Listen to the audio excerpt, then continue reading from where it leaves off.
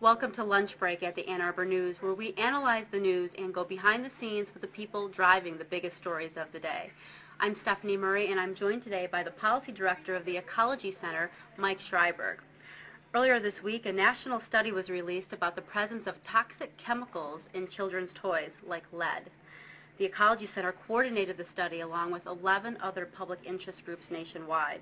The study found that at least 35% of more than 1,200 toys they tested contained lead, and 17%, which is nearly 1 in 5, had lead levels above the federal recall level for lead paint.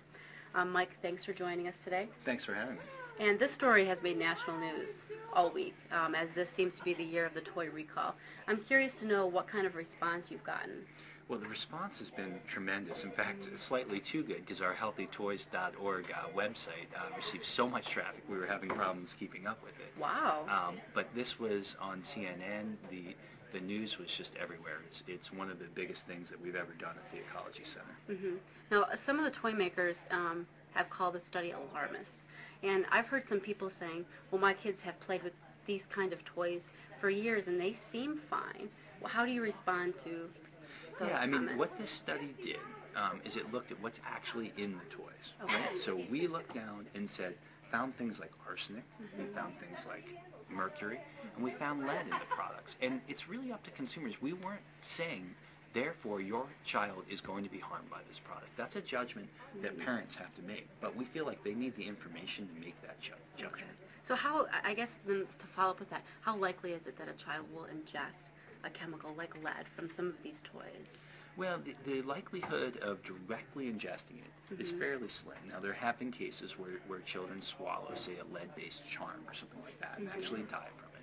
But it's more the cumulative long-term exposure, right? So little bits of lead can build up in blood streams, and we know that those can cause impacts, and they can cause things like learning disabilities and all kinds of physical and mental impairment. So it's more of a long-term risk than an acute risk. Because a lot of parents, are going through their toy boxes now and checking everything and checking, to see if some of these toys that they've had for a long time have lead now. Should they be doing that, do you think? Well, it is something that people should look at, but the problem is you can't shop your way out of this problem, right? So there's no way for parents to have product A and product B to look at it and to know how much lead content there is.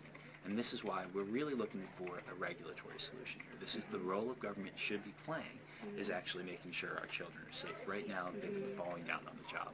So what is your recommendation then going forward? What do you and the other policy groups that were involved, what would you like to see come out of this from a government and regulatory standpoint? From a lead standpoint, what we need them to do is set a threshold for how much lead is allowable in toys. The American Academy of Pediatrics says 40 parts per million. Right now, the threshold is set at 600 parts per million, which is 15 times higher for lead-based paint. So the first thing we need to do is lower that threshold and then make it mandatory.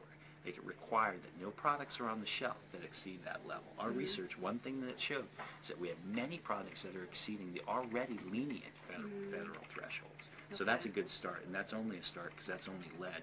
We don't have standards even for arsenic, for mercury, and a range of other toxins. Wow, scary.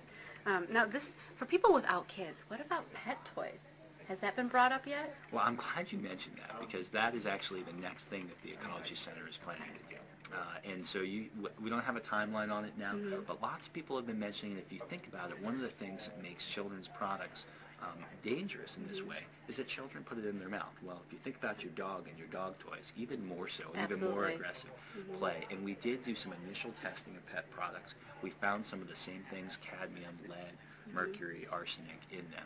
And we're planning to put together a database that looks at pet products next. Okay, so what is safe, do you think? What is safe? Is it a USA-made toy? Is it a wooden toy?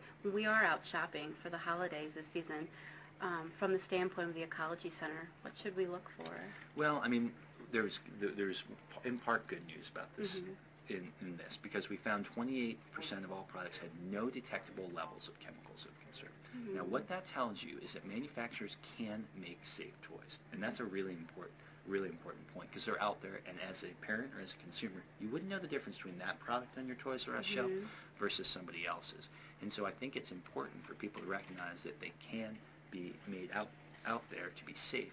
And what parents need to do is, one, they can look for products, make sure they're not on the recall list. They can look at healthytoys.org. It only has a small fraction of the overall products, but it's important to have it. And they should avoid a couple of things. Avoid PVC plastics. That's plastics number 3. We found lots of problems with those. And avoid children's metal jewelry.